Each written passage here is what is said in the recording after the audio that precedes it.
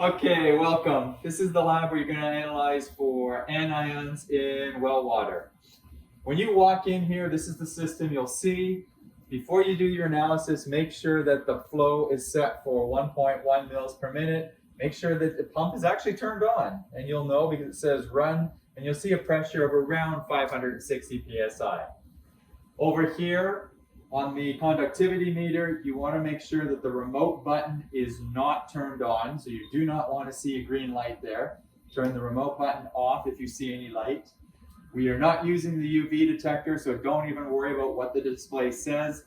You're only worried about the conductivity. Over here, there's the instrument user interface. On the tray, you'll have all the standards that you need. You're going to run two individual standards, the chloride and the nitrite. You're going to use those to figure out retention times because in your mixed analytes, you will have the two in varying concentrations. In this case here, do not expect the concentrations to increase linearly because we have to make sure that the column is not overloaded with the anions. So you need to know what the retention time of each of those two analytes are in order to identify them in the mixed standards. Use your mixed standards to come up with your calibration. Once you have got your calibration done, you are going to then analyze your unknowns and figure out which anions are in your unknown and what their concentrations are. Good luck with the lab, and we will see you having fun. Okay, so this is what the screen will look like after it has initialized. That Empower Help screen can just be closed, so click on the red X. And then now we open up the method set, so under View Method, that tab on the left side, we're going to go to the top little folder button, and we're going to open up on this side Anions 2. So this is on the B228 side, it's Anions 2, and then open it. That will load in all the method parameters. Up on the left top side again, under Run Samples, you'll see Sample Q. Click on the Sample Q. And the third icon from the left on the top there, if you hover over top of it for a second, you should be able to see Sample Set. And of course, it's not showing up, so just click on that. And you will see Open Existing Sample Set method. And we've got a number of different methods. You are going to choose anions analysis 1 group. So if there's only the one group, you choose the one group. If there's two groups running, you would choose two groups. We now have a sample set. Waters calls a sequence a sample set. So another name for sample set is simply a sequence.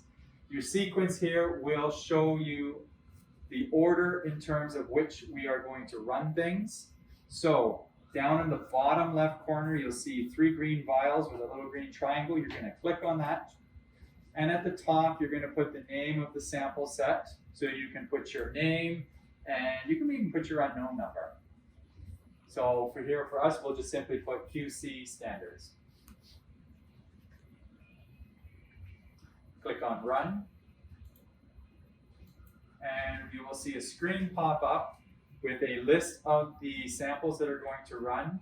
First line says clear calibration. You don't have to do anything about that. That's just the software clearing the previous calibration. And you can see chloride standard. So the last line in red is the standard you are going to inject. So we are going to rinse that syringe 3 times with ASTM water. The loop size over here is 10 microliters. So we only need about half a mil when we are rinsing it. So you're going to rinse it 3 times with the ASTM water. You will wipe the tip in between different vials. And the first sample we're doing is chloride according to the sequence. So you will rinse it 3 times with the chloride. With the final sample, final rinse, we want to make sure that all of the water is out of the syringe. We do not want to inject any water onto the instrument. So after rinsing, we will fill the syringe up, again about half a mil, invert the syringe, flick at it to get rid of any bubbles. And you will have some bubbles here in the plastic syringes. And then once the bubbles are gone, I have to flick hard sometimes, okay? Just make sure you're not squirting all over the place, so we're gonna just collect any liquid from the tip. Make sure there's no air left in the syringe. And once that is done, if you look over onto the screen, you will see here it says sample set waiting for injection. It will start by saying sample set setting up, then it will say sample set waiting for injection. That's when you can do your injection. So we'll come over to the instrument. We will put the syringe all the way in, make sure that the knob is in the load position, and then you can inject your sample, leave the knob in the load position until the sample is put in, then push the knob down about a quarter of a turn to the inject position, hit the auto 0 button on the conductivity meter, and then watch onto the screen. As soon as you see a signal, put that knob, the injection knob, back up to the load position. At this point, your sample will run. The run time is approximately 5 minutes. And then at the end, once the run is done, we will print it up. Okay, once your sequence has been completely run, if you decide you need to redo a sample, the way you would do it would be to highlight the sample. We think we need to do standard 1 again. So click on the number at the far left of the screen. You will see your row highlighted. Once that row has been highlighted, go back to that start button at the bottom, the 3 vials, click on it. And at the top there it says, do you wish to do all the sample sets or just re-inject the selected row? We only want the selected row. So we would click on that, and then you would click on Run. It'll go through its initialization. Down at the bottom it says sample set setting up, sample set preparing for injection, and then sample set waiting for injection. So now we would go ahead and do the injection the exact same way. One thing to keep in mind is that that remote button needs to be off so that we can hit the auto 0 and actually have it function.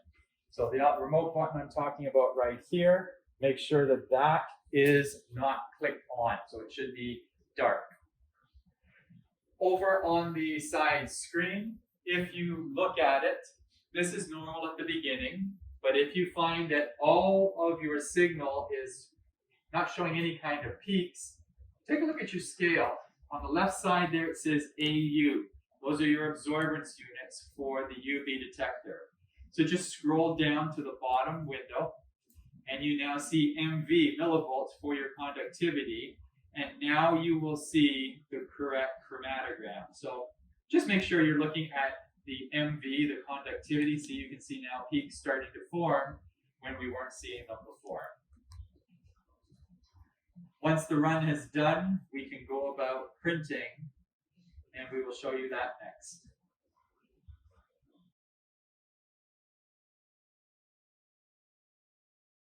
At the end of the run, you will see a real-time view at the bottom of the screen.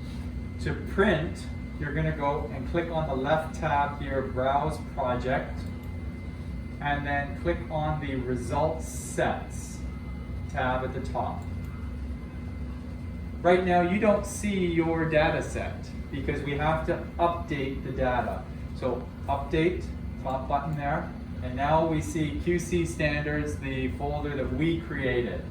Double click on that folder, and then there are 2 files there for standard 1 that we just ran. There's the Satin and there's the 2487. The 2487 is the UV detector that we are not using. We are using the Satin detector only, so you will right click on that file, go to Preview, and it will say Default Individual Report, say OK, and there is your report. And if you scroll down, you can see a printout. Now this is Windows XP, so we may not see the entire printout until it's been printed, so don't panic yet. Because it's Windows XP, we can't connect to the network. So you are used to emailing yourself the data. So we have to print a hard copy from here. So up on the top, you will see a printer icon. Click on the printer icon. Make sure that it says HP LaserJet Professional P102W. That will be set as the default printer. Click OK. And the printout will come next to the computer. You have been given some type of scanning software that you are used to scanning your results into the professor. So at this point, you can then scan a copy of that printout and email it to your professor and to yourself. This will be the only copy you have, so do not lose it. So by scanning it in and then emailing that to your professor and to yourself, you will have the data for when you need it to write up your report. Okay, once you have printed your chromatogram, you can go back to your sample queue, the Run Sample tab up at the top left corner, click on Sample Queue. And yes, right now our sample has stopped running, but you will see a red line telling you what the next sample is going to be. You can prepare your syringe for the next injection, and then once that run has finished, you can do your next injection. While it's doing the next analysis, you can click back on Browse Project. Remember to click on Results Set, then click on Update, then open up your folder. And yes, there's still only one there, we haven't done another run, but you will see all of your runs, your analysis through in that folder. You can then print up your next chromatogram, print it up, scan it in with that software that they have given you, and then email that to your professor and yourself. Once that's done, click back on Run Sample, Sample Queue, and just go back and forth doing your injections, printing until everything's done. And then at the end, if you found that there is something that you do need to re-inject, we've talked about how to do a single injection. You can then repeat something, but you must finish the sequence first before you can do any re-injections.